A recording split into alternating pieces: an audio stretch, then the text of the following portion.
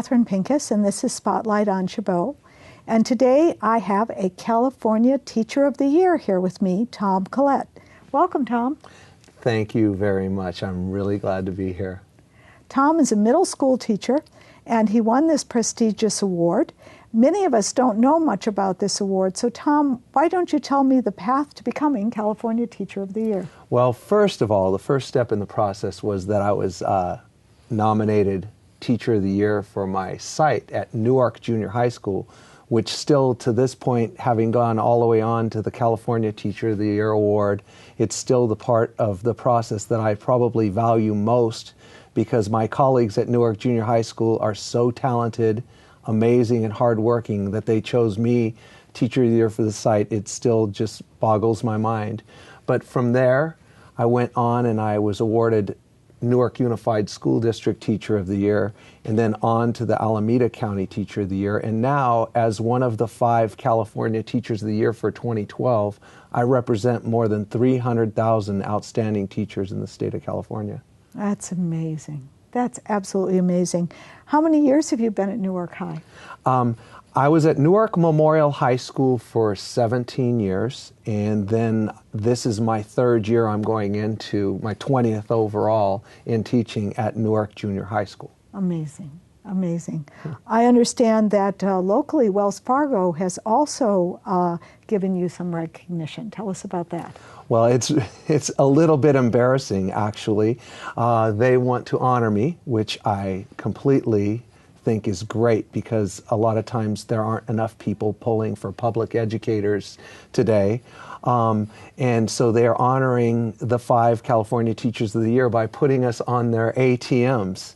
So when you go to take out money at the ATM, there'll be a button for choosing that Wells Fargo supports California Teachers of the Year, and you'll be able to choose Tom Collett and read about my bio.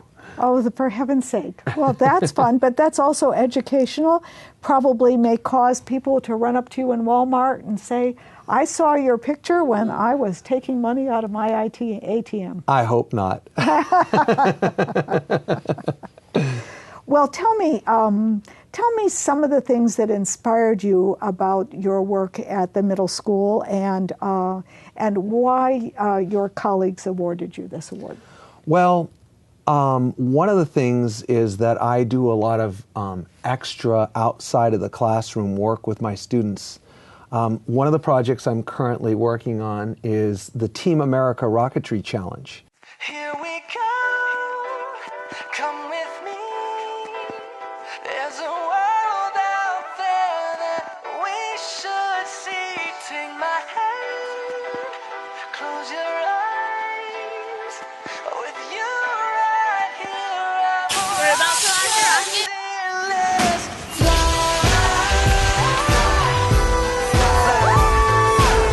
Up, here we go, go. Up, here we go, go. Let's fly. Whoa!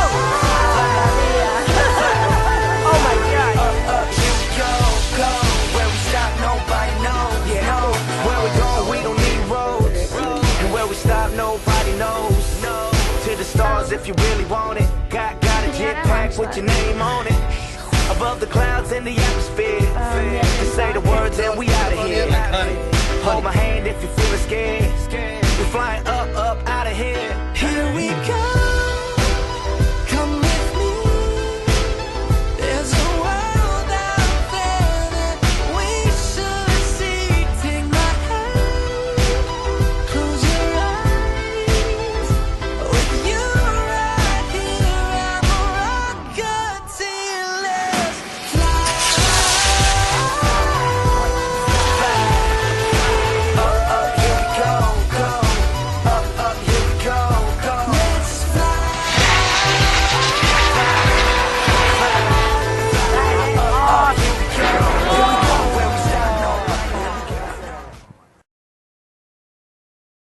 This is the world's largest model rocketry competition, and my students have to design, build, and fly a rocket that can carry an egg to 750 feet precisely and return the egg undamaged.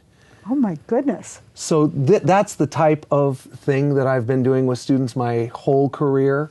I've always given outside of the contractual hours to do really neat and unique things with students. So what do students learn from something like that? What are the educational goals of, other than, that's about the coolest thing I've ever heard. And having had middle school children, I bet they flock to that. Well, they certainly do. I have high interest in the program. Okay.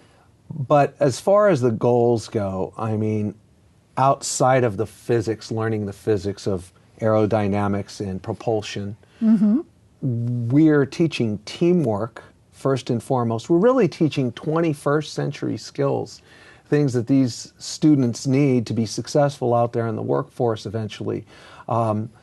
Teamwork, engineering and problem solving, critical thinking.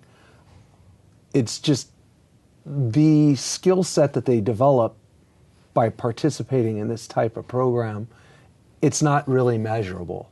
It really isn't. And they are growing so much. I see the students from where they start to where they end up, and it is just mind-boggling. Well, those are exactly the same kind of skills that we try to foster in our students at community college. And that's fascinating. And I'm sure that if children are challenged at that age, it only goes on from there. Is there anything that you could tell us that might be inspirational for other teachers, approaches, or paradigms that might be useful? That's interesting that you asked that question. Here I am, I'm entering my 20th year, and it's funny how life goes. A lot of times you start realizing that the more you know, the more there is that you don't know. And I would say that if you had asked me 5 years into my teaching career, I would have thought, I'm pretty good at this. Now, reflecting back, I realize there is so much that I've learned. I think one of the things that I would try to communicate to other teachers is the flies with honey approach. With me, I try to be a teacher first, disciplinarian second. And even when I do need to use some sort of a discipline strategy, I try to make it about teaching the students the appropriate thing. And so I try to smile with my students. I try to be friendly with my students. Not that I am friends with my students. There's definitely a line there. But I definitely am very polite with my students. I try to treat them with a great deal of respect. And when I give out that respect, it comes back exponentially. That's very interesting. Well, you know, that's really good advice for parents as well, especially as you reach the middle school and teenage years and you meet those children. You know, you want to give those skills to children as they move forward. So that's absolutely excellent. Is there anything else that you'd like to share with us? Anything you'd like to do next? A new challenge? Any way the community could be of help?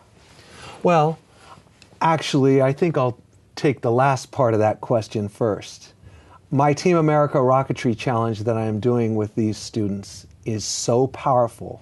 It's a great program, and it's very expensive. We are in the process of trying to raise money for this year's challenge. Each team competing, which we haven't entered the teams officially yet. Last year we had 3 teams.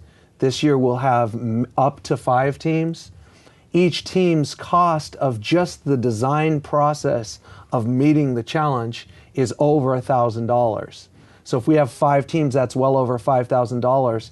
And then the way the Team America Rocketry Challenge works is the top 100 teams in the country, which we plan to have at least 1 team qualify.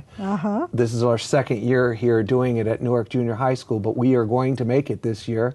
We need to arrange travel to Virginia because that's where the national finals are for the fly-off. And that's going to cost somewhere between $1,500 and $2,000 per student for airfare and accommodations and renting the van and all the rest of the expenses associated with that travel.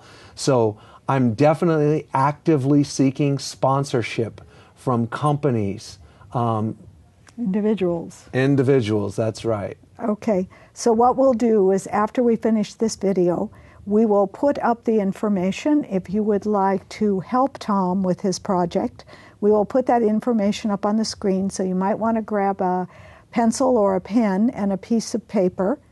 Tom, if they wanted to see more about this program or come and see you guys in action, how would they do that? Well, we are going to be flying our rockets with the Livermore unit of the National Association of Rocketry. That's LUNAR. It's one of the biggest clubs in the country for rocketry, and we fly with them at their sites. They fly at Moffett Field in Mountain View, and also at another location that would be on their website, lunar.org. Okay. And so if you wanted to come out and either build your own rocket and fly it, or just watch a lot of really cool rockets go, and let me tell you, it is exciting to see, come on out and check us out at one of those lunar launches. Thank you so much. It's really been a wonderful visit. And thank you everyone for listening to this. And I do hope you check out the website, and maybe we can all help Tom with his project. Tom, thank you again. Thank you very much. Thanks for having me. You're welcome.